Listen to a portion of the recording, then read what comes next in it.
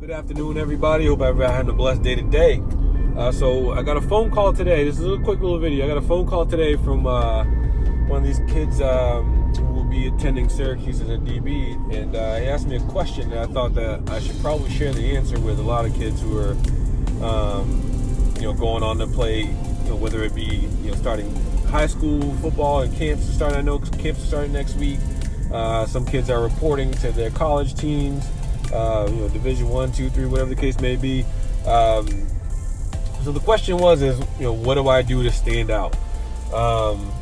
And for me, and again, there's a lot of different things you can do to stand out. But for me, the most important things as a coach, that I look for as a coach, but also the things that I look for as a player to do in order to stand out, so that I can impress coaches with the ultimate goal of getting on the field. And so there's three things that you should focus on as a player to make yourself stand out. And those three things, and some of my guys that I coached, back in my Barnstable coaching days, they'll know exactly what I'm talking about. There's alignment, assignment, and technique.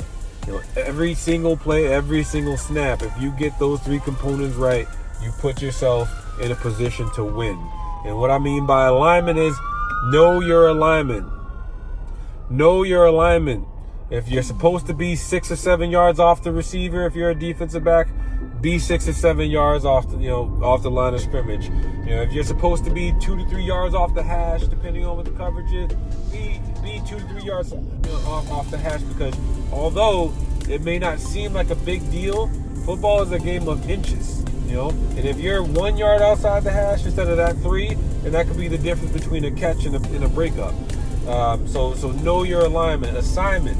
Know exactly what it is you're supposed to do when you line up. Know what your assignment. Know exactly what the coverage is.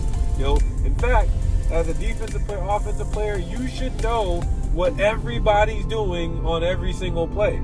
So if you're a wide receiver, if you're a defensive back, you should, if you're a wide receiver, you should know what the quarterback's thinking, what he's looking at, what he's seeing. You should know what the running back's job is, what protection you're in, because sometimes protections dictate the routes that you're running.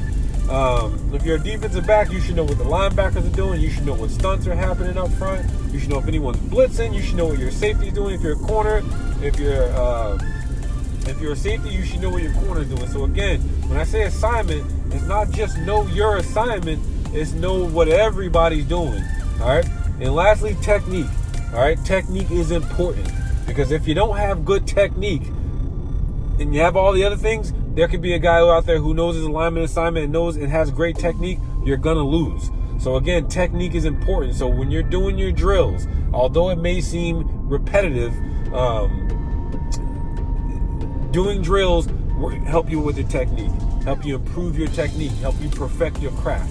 So when you're doing those drills, really focus in on what you're doing and focus in on the details. Because technique is one of the most important parts of the game. Because sometimes, even when you're in bad position, if you use great technique, you can save yourself. So again, all you youngsters out there who are going in all these football camps, no matter what level you're playing on, alignment, assignment, and technique are the three most important parts of becoming a great football player. Good luck to all you players. Good luck to all you coaches. And I look forward to seeing all you guys play this year. Have a great day.